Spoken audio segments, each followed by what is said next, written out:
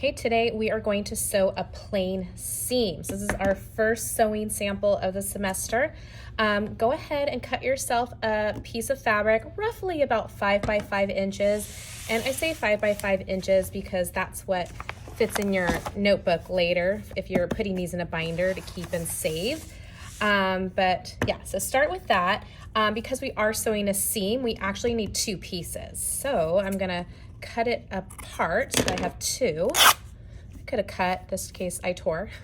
Okay, so some things to know about a plain seam, sewing a seam anytime, is you want to know the difference between the right side of your fabric and the wrong side of your fabric. Okay, some people call this the face, some people call this the back, the front, all that good stuff.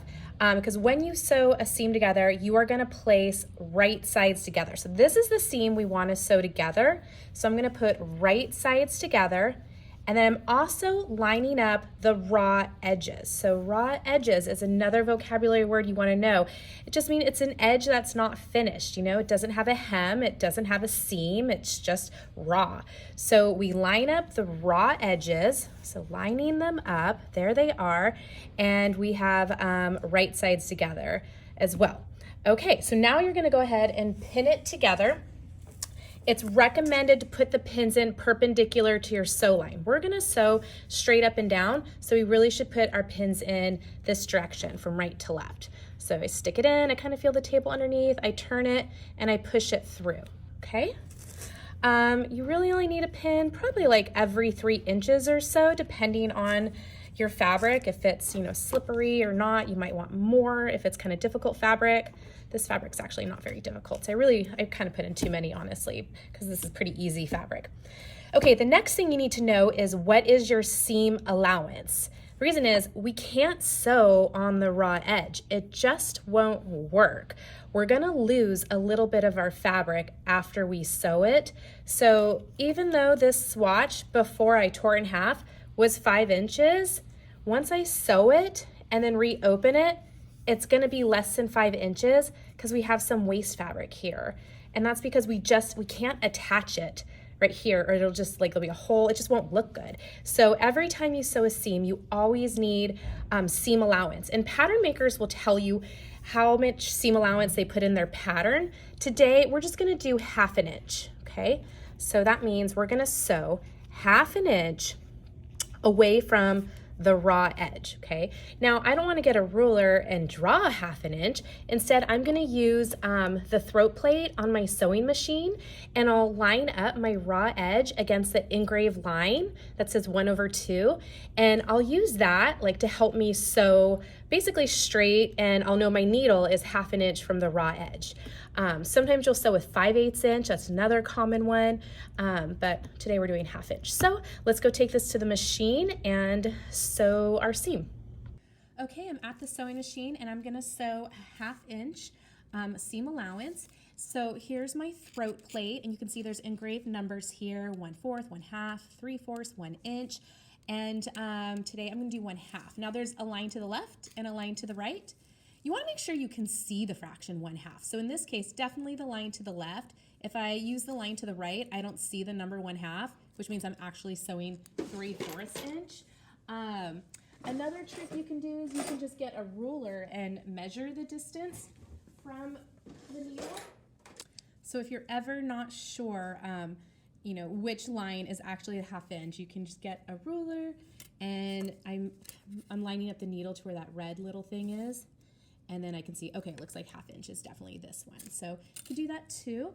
A lot of students have also told me that they like these magnetic seam allowance things to kind of help them. So they'll put it on the line that's 1/2 inch away, and then they just line up their fabric against it, and that helps them sew straight.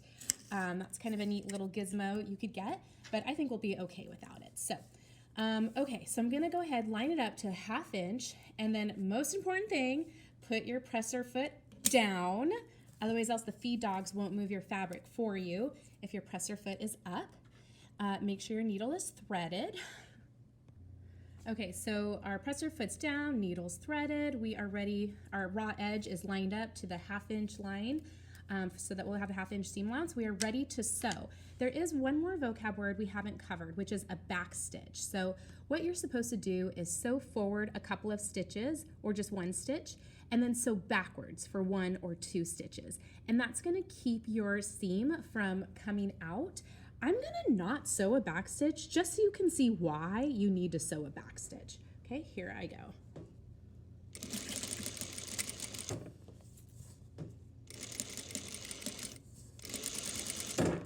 And then always stop sewing at the end of your fabric. These machines will jam up if you sew with no fabric. To get it out of the machine as well, you always want to make sure your take-up lever is in the highest position. If you're on a home machine, it usually does this automatically, but on these industrial machines, you need to turn the hand wheel, which is right here, towards you to get it all the way up. Otherwise, it's gonna lock your thread, and then when you try to take it out, you'll end up bending your needle, which is not good. So make sure the take-up lever's up. You can lift up your presser foot, and it's always good to always pull from the back, because then it's just pulling against the presser foot. If you pull forward, do you see this tension? You're pulling on your needle, and you could bend your needle, which will eventually break it. So it's just get in the habit of always pushing it away from you when you take it out of the machine.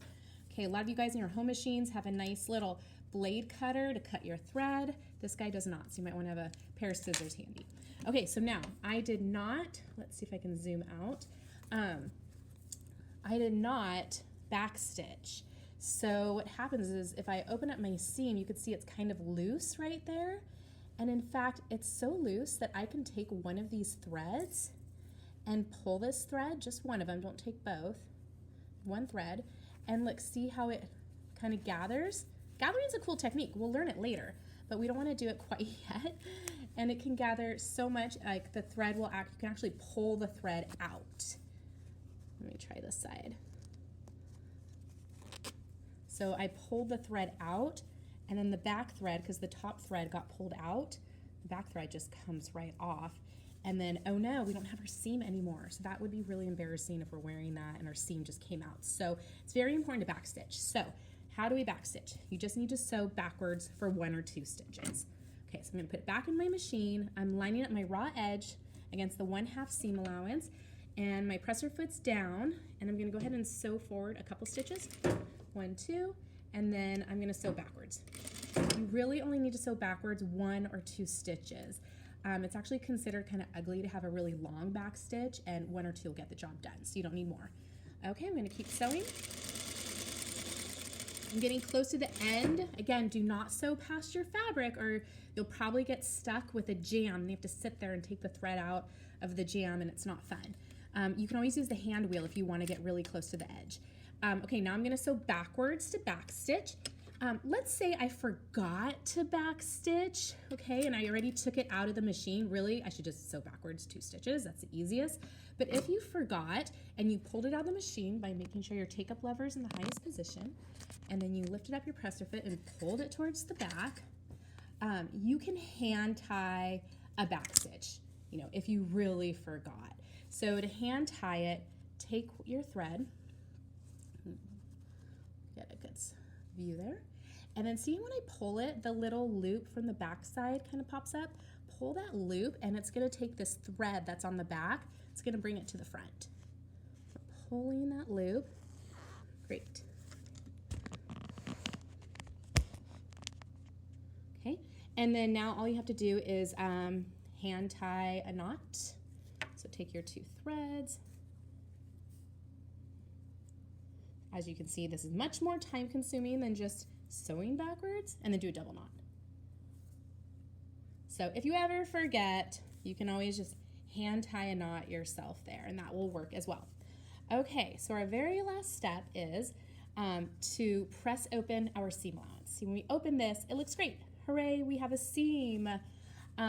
But it's not very sharp, you know, it's not flat. Like I could tell this was 2 pieces and there's a fold there. So we really want to take this to the iron and press it so it's nice and flat. And we have options on how to press our seam allowance. The most traditional is to press it open. So we call this bust it open. So I'm using my fingers right now, but I'm gonna walk over to the iron and give it a good press. Okay, I'm at my ironing board. I trimmed my threads and I'm just going and pressing this so it's nice and flat. I'm pressing open the seam allowance so it's busted open. There we go. And when you're finished, you should have a very flat looking seam.